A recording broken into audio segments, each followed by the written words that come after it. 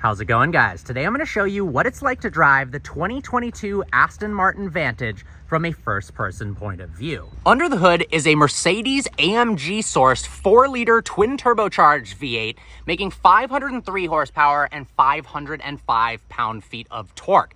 Interestingly, it's been branded with an Aston Martin logo by the engine.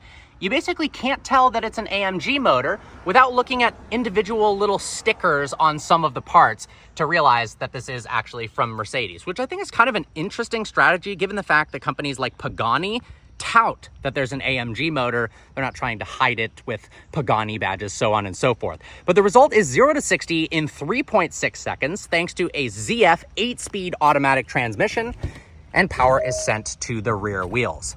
Get a load of that interior as well. I am in love with the Kermit green exterior. We've got 21-inch black wheels, optional carbon ceramics, which aren't fitted on this specific version.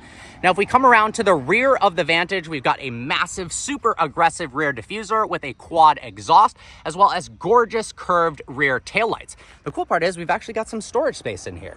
At the rear of the Aston, we've got tons of storage space if you want to take this on a weekend trip or fit a bunch of groceries in here.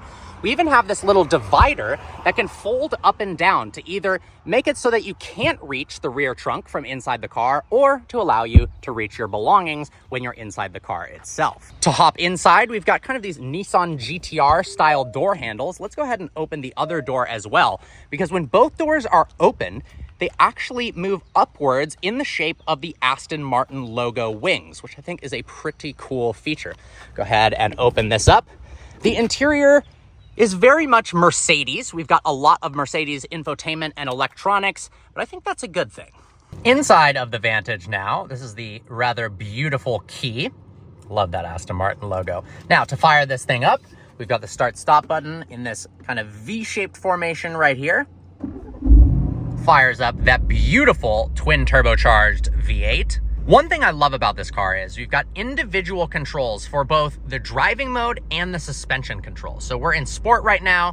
We can put it into Sport Plus, and let's go ahead and put it into track mode, but we can individually control the suspension and put that back into sport mode so it's a little bit more comfortable. We've got massive paddles mounted behind the steering wheel, which are awesome. I also like the mirror controls. To fix the left mirror, you push that a little bit, and then you use this toggle here. The door handles are interesting, kind of strangely shaped, but honestly, I gotta give them props for having unique door handles. I love the instrument cluster.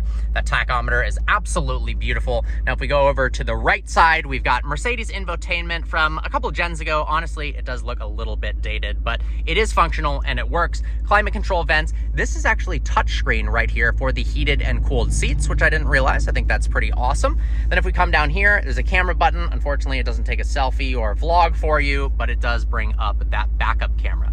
The interior is very nice. It's roomy in here. Alcantara headliner. I love those seats with the contrasted stitching.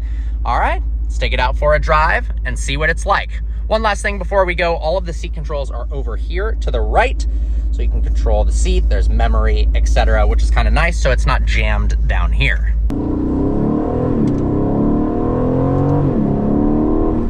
All right, behind the wheel of the Vantage now. This thing sounds insane. The burbles when you let off the accelerator.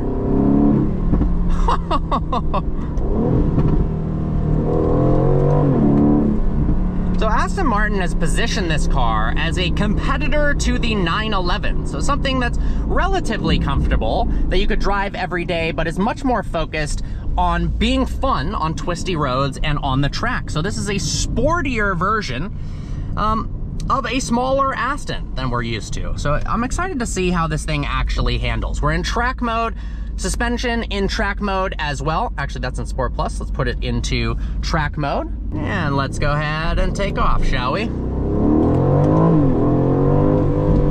You know, for not having a DCT, this ZF 8-speed shifts so nicely. Both up upshifts and downshifts are instantaneous. The steering feel in this car is really good as well. It's got such a nice weight to it. Super comfortable to drive. Looks like we're stuck behind this guy, so let's go ahead and put it into more normal modes and talk about what it's like to drive at a, you know, typical pace that you might drive this every single day. It is a relatively practical two-door sports car. You do have space in the trunk, a significant amount of space, so you could drive this on a road trip, you could take it to work, you could pick up groceries, etc. It's really smooth. When you're not in track mode, the suspension rides nicely, it's insulated in here, it's an easy car to drive. Visibility is pretty good as well. Then of course you can just put it into automatic mode and just cruise along. But if you want to have some fun, you can put it into track mode, open up those exhaust valves, and have way more fun.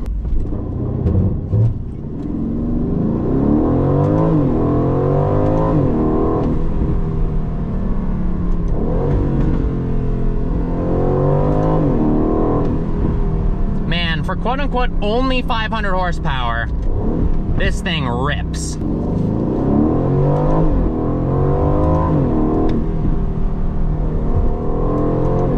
It's very confidence-inspiring as well. I knew it was gonna sound good, Astons look good, but I didn't expect it to feel this nice in the turns. And this isn't even the F1 edition that's more track-focused.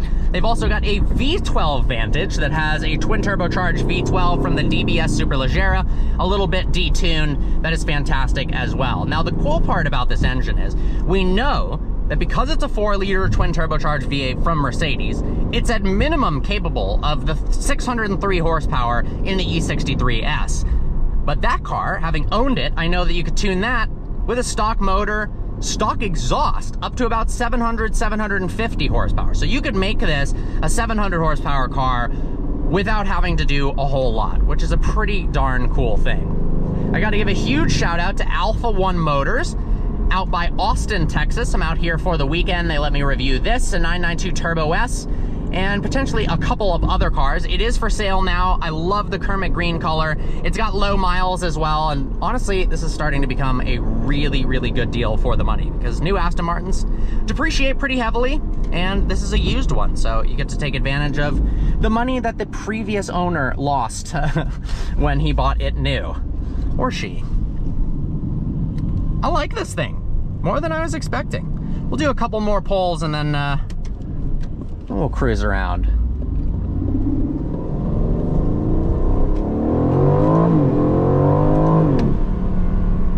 It's quick. Man. Now, would I take this over something like a 911 Turbo? No. But this thing is a lot less than that Turbo S I just drove. New for new, it's a harder battle, but when they're used, these things provide a lot of car for the money. It's sexy, it sounds good, it's easy to drive, it's got some tech in it, it's fun to drive, and it's something different. There's so many people with Porsches out there. Driving an Aston Martin is a bit more unique. Oh my God. Just those downshifts. That just sounds so dang good. All right, guys, well, I hope you enjoyed today's video. Like always, please browse the channel and subscribe. I look forward to seeing you next video.